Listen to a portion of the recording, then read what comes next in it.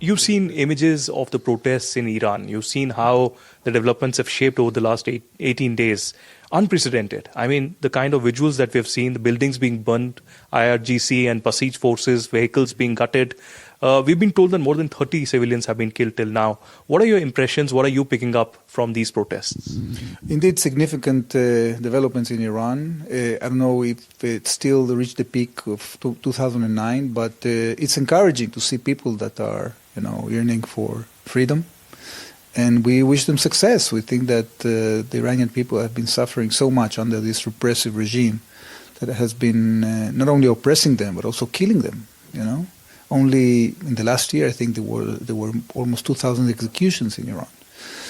So we hope for change in Iran. I think that that would be a great relief for the entire region. But we don't know whether it will happen because the Basij forces there are very powerful, very repressive. We are holding our fingers for them. How do you think should Ayatollah Khamenei be worried right now?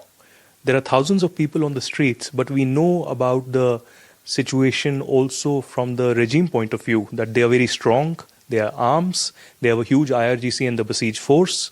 So is it really practically possible? Because we've seen regime changes taking place in Bangladesh, in Nepal. We've seen forced intervention by the United States in Venezuela. Could that be a possibility in Iran? And what will it take for Ayatollah to go? I don't know. I think we'll have to wait and see. There are different elements of Iranian society that are involved now. I think it's very important to contemplate which are these elements. We've seen part of the constituencies that in the past were supportive of the regime now turning against it. So the question is whether they want a correction or they want a regime change. We'll have to wait and see. You are praying, of course, and you're hoping for a change, but one is hoping and one is actually being part of that change. I say this because Israel was engaged in a 12-day war with Iran, in which the US also intervened. The B-2 bombers came in and the nuclear sites were hit. It was again an unprecedented move. In this particular case, while it's a civilian uprising in Iran, do you think that Israel and the United States will have some kind of a part to play if there is indeed a regime change?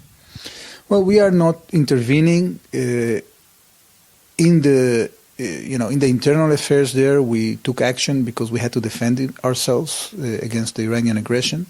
We are very encouraged by the messages that were sent by President Trump on defending the protesters.